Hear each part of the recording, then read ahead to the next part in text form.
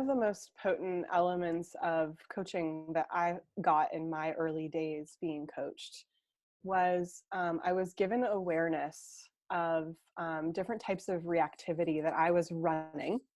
And I'm gonna tell you what reactivity is in a minute, because I think that we have a gross misunderstanding of what reactivity is. But I want to tell you the result of me having become aware of my my patterns, because when I started to learn about those things and I started to realize all of the places where I was kind of getting in my own way, a lot of people are like, I'd love to leave my job, but what will I do? And I had that for like 2 years. I was like, I know that I don't want to be here. I know this is not my place, but I have no idea what to do instead. Right. And I was just sort of following the breadcrumbs. I went and got a coaching training because I was bad at relationship and that was relevant. And and then I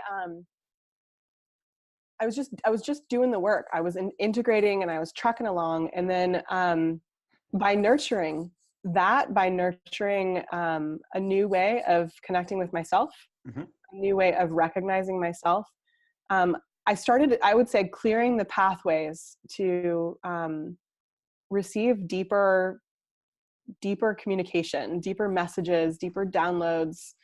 So that's all kind of sounds really spiritual and esoteric, and maybe everyone may not relate to that, but I think it's like having sort of that gut instinct knowing. I have those a lot, and there was a period of time where those had completely gone away, and I'm really convinced that the reason those had gone away was because I had developed a lot of layers on top of it that made it hard for me to hear what was true for me. And So so what I most just was, people might say call baggage. yeah, Kind of yeah. as a group Yeah, think, baggage kind of has a negative connotation. I guess it is Sure. kind of negative, but the thing is we build social constructs into our lives and we take them on as ours, and those things get in the way. We've got tons of voices in our head. We don't know how to discern what ones are true. And when you do inner work, when you go hire a coach or you go to a workshop and you start to learn how your thoughts are creating a reality, like this, basic stuff, Right. you uncover. It's like peeling an onion. Sure. And one of the things that I experienced as the direct result of all of that work is that I was getting downloads and I was waking up with really great ideas. And while I was working, I was in what ended up being my last job. I was practicing telling the truth more, like speaking honestly about who I was in the world and what I wanted and what I was looking for. And I woke up one morning and I was in the shower and I got a download of a business plan in like a 10-minute, I was looking out into my garden, just washing my hair. And I was like, holy crap, this is great idea. And it was for my business that is now a limb of the many things that I do, but it's called Right. Adventure Awake. And the business exists to teach people emotional intelligence tools in the real world. And we go out and travel. And I've taken now groups to Namibia, to Greenland, to Mongolia, to Jordan, to Georgia, to national parks in the United States with individuals. And it's a conglomeration of so many of the things that I have had as a part of my life, that in order for me to even realize the gifts of those, I had to integrate them first. Like Mm-hmm. I traveled to so many countries and I wanted to be the next Anthony Bourdain in so many ways, but I was like, who would ever hire me? And that's a killer thought. Yeah. You do not, those thoughts are the Right. ones that you want to get rid of, 5-year-olds aren't thinking that. right. Yeah. Who am I to be something big? And now I'm like, who am I not to, Mm. and I really do, lead with like, if I don't, like it's my job to take a stand for the impact that I want to have in the world. And not everyone's here to do massive impact work, but I certainly feel like that's my calling. I'm here to help people get access to the parts of them that they've thrown away or buried Right. in many cases. Exactly. And it is, the thing I'm about to teach, is around reactivity, because that was a huge energy release for me. And when you release, we are using so much energy in our bodies to create some semblance of normalcy, to try and fit in with an environment that may not be resonant with who we are. When you start to release that, you create space for what's true and real. Mm. And you become more energetically efficient over Right. time. It doesn't happen Right. overnight, and sometimes letting go of certain things is really hard. Right. But probably the biggest power tool for me and for many of all of my clients, is starting to understand what is reactivity. So what do you think of when you hear reactivity? You think overreaction, you think angry, Right. right? That's Certainly probably like, primary. Yeah. it's the primary thing, like, if you're reacting, you're emotionally out of control, right? I think that's a general judgment that we make about reactive behavior. Reactive behavior comes from the reptilian brain, from the amygdala. It's when we don't feel safe or we're otherwise energetically stretched. Like maybe haven't gotten enough sleep or food. That concept of being hangry. Right. some people really, I Snickers certainly, bar will not just fix it. yes. Yeah. So, and some people try that. And emotional eating is a thing. Right. That's not step one. Step one is not go get a Snickers bar. Not go get don't go get a Snickers bar. Those are unhealthy. But the angry behavior is actually just a fragment of all of the ways in which we are sometimes in almost constant reaction mode.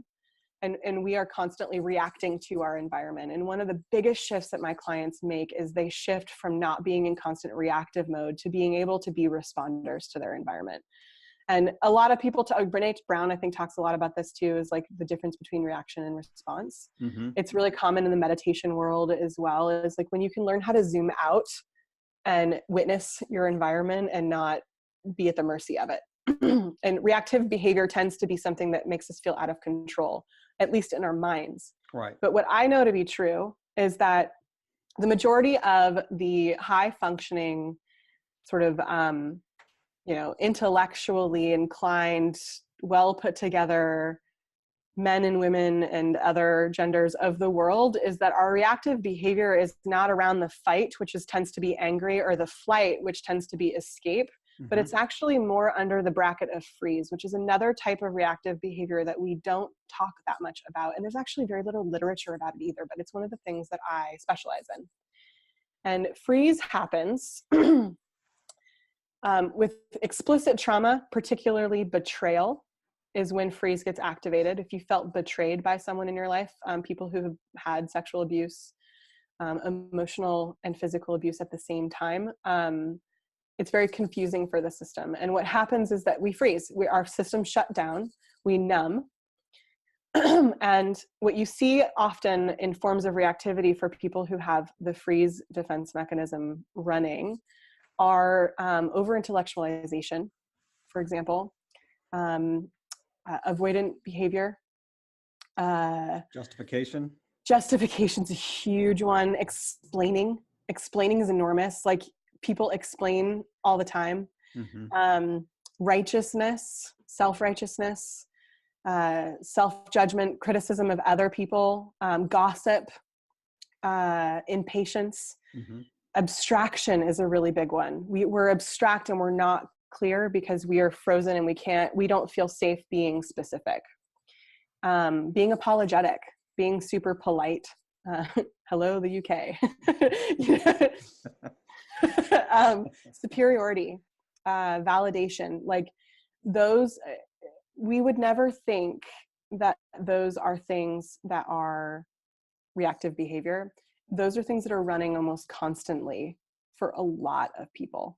We are constantly over apologetic. We are constantly justifying our decisions, finding reasons and excuses and explanations for why things are being done the way that they are, why we chose to make whatever decision. We use our intellectual language to protect ourselves.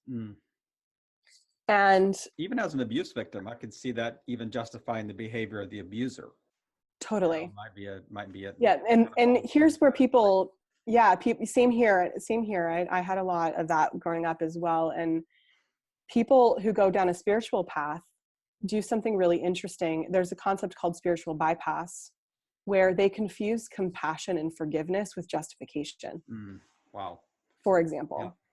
Yeah. So it's really easy to justify what happened to you rather than have compassion and to forgive. And like, your heart's a big part of that game. And if you feel resentment, resentful behavior is also a really common one with freeze types of people. So I say all of those different examples because it's usually pretty like mind-blowing for people that those are types of reactivity. And I knew for me, I was going through the 12 steps when I learned this. I was doing 12 steps for adult children of alcoholics, because my father was a drug addict. And there was just lots of, neglect and abusive behavior in my family. And I was monitoring the ways that I reacted in certain environments, and justification and righteousness were my two go-tos, like super, super good at those. I'm very influential. And so I could persuade people to go on my ride. Right. And then they would I would enroll them in my victimhood. And so a big part emotionally, yes, were as quickly as you process. Right. And this is the danger of empathy. It's the danger of empathy. A lot of narcissists are really empathetic. Yeah. Or empathic, not empathetic, actually. Right. Not empathetic. So anyway, I didn't realize the degree to which I was effectively manipulating my environment to continue to be spiteful and resentful about the way that I was raised. And it was a huge eye-opener for me that I was actually unconsciously behaving really powerless and using a lot of unconscious energy, which when I looked at that and I saw it, as confronting as it was, I also felt really free when I recognized that I could identify through my external behavior places where I was getting stuck. And I think that that's really common for a lot of people, is that they don't know how to even figure out where they're stuck. And so when they get this information, they're like, oh my God, I have been gossiping and colluding with my mother about my brother. Sure. And now I know that is actually my, avoidance of intimacy. I felt vulnerable, actually, what's going on there. And I wanted connection, and I felt like being rejected. And so you start to get an understanding of what your patterns are. Right. And you can reverse engineer them. So you're laying the groundwork of reactivity. What are the stages that you would lead someone through, kind of on the front end of the coaching process, or maybe the entry point in the coaching process? Or I'm not trying to lead you off track of what you're talking about. Yeah. What are those specific points that you want to cover? So there are two things, and one of them is related to the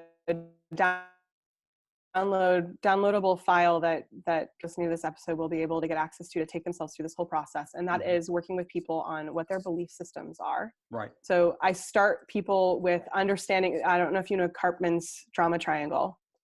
It's used in psychology, it was developed in psychology in the 70s. It's a really powerful tool to understand where you are creating your reality, and where you're creating specific dynamics with people in your life. So, we get traumatized in relationship. We also heal in relationship. And other people are a beautiful external reflection of what's going on for you. So if you're surrounded by a bunch of people who are constantly feeling powerless, chances are likely that you are enabling them or abusing them. One of the two. So you're either just to fit the ones that are, what is the famous Jim Rohn quote that you become the 5 people you surround yourself with? How does that kind of fit in with what you just described? Well, so we naturally are polarizing. So we're like magnets, humans, we're made up of energy and matter. If we're not aware of these dynamics, chances are likely that we're especially if we're sensitive, especially if, I'm a highly sensitive person. I'm an empathic person. So without me being aware of it, I was polarized into specific behavioral mechanisms and ways of being that enabled the behavior to continue. And so when I became aware of how I was showing up there, I could put a stop to it, because I knew how to get off away from the triangle of the victim triangle, is what it's called. So that's the first step, is that I take people through, what does it mean to be a victim? How do you feel when you're a victim? What sort of things are you telling yourself in your head? Usually it's something like, I feel defeated, I feel helpless, I feel incapable. If you are in the persecutor role, or the sort of the attack mode, then you feel like, I got to get mine before someone else gets me. Right. You're in defense, you feel defensive, usually. And if you're in the enabler role or the rescuer role, you think it's my job to handle all of this. I have to take care of everybody else. My needs don't matter. And so there's specific belief systems and sort of inner narratives that we say to ourselves.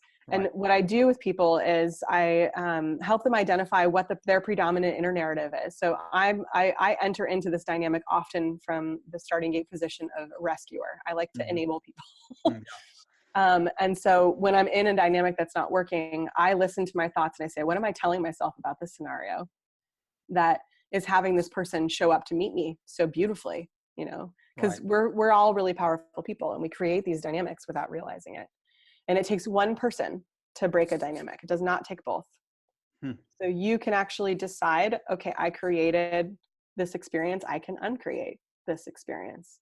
And you're removing yourself from the dynamic. You are actually putting a stop to the dysfunctional behavior. And that person will either find someone else, or you might also help facilitate their new awarenesses of how they got into it, depending Sure. on the dynamic. So It does that's take the two to first. tango, right? It takes two to tango to heal Yeah. in a connected dynamic. That's not always true. Like, you can heal your relationships with your parents, even if you're not connected to them. Right. But Right. anyway, so that's the first step is Mhm. understanding and recognizing what your tendencies are there. Mhm. Sometimes people don't necessarily know what the narratives are, but they will know what the reactive behavior is. And so righteousness is a really common one for people who are rescuers. So they get into martyr syndrome. They feel martyred when they go out of their way to help somebody and then they're not appreciated, Yeah. for example. And then they become the martyr. It's after everything I've done, this is the thanks I get. Yeah. And their hands Right? are up like that. That's exactly right. Yeah. This That is the pose. body. This is the body pose of that, right? Mhm. The victim is slumped over, total defeat. No one will ever help me. I have to do this all alone. And the persecutor usually has their arms crossed. And the reactive behavior of a persecutor tends to be more attack, or sometimes the silent treatment is persecutory behavior, where you basically like make people flail by not giving them any information, like being in Right. total shutdown. And then the victim behavior is like uh, more like being apologetic, not necessarily like explaining and justifying is a really big one of like, this is why I did this, and let me just enroll you in how incapable I am. Maybe some self-blame, And lots of Actually, I may have self-blame. brought this on myself type thing. So, Yeah, well, and I feel terrible about myself, so come in and help me because I mm, can't do yeah, this on my own. Like the victims tend to not feel like they are empowered to do right, anything by themselves. right. So once you know those things about you, one of the key pieces that I do, and a lot of this is derivative of a woman named Byron Katie as well. She does this sort of like, you follow your thought, create the evidence that you create based on your thoughts. Some of that is from her and from a woman named Lynn Forrest, who I mentored with for a couple years, who also uses the drama triangle. Mm-hmm. The piece that I find to be really, really helpful to dismantle a lot of this for most of us who suffer from freeze, especially, is an emotional intelligence tool that I've gotten from Nonviolent Communication. And that is a list of your feelings when your needs are not being met. And one of the things that I find with most adults, you can't truly be emotionally intelligent unless you have emotional granularity, which is to say language to describe how you feel physically and emotionally. Right. So it's both emotional and somatic intelligence that we are very, very missing. We have a lot of intellectual intelligence, but not the other two. And this is just on the front end of, we're not even into the coaching sessions yet. You're just kind of on the very front end. So I can't do this work with them. Yeah, that we go, my clients, I mean, yeah. They're all laying on the couch by this time. They're exhausted. We do this slowly over time. Like this is usually the first month or two of working with a private Right. client that I go through this stuff. So I want to give people a taste of it because Yeah. I think people think that it's really easy to think that it's not possible to change things. And we focus so much on how it would be possible to change our external environment. And actually you can change a lot by changing your internal Sure. environment. And all of this is really about emotional biohacking.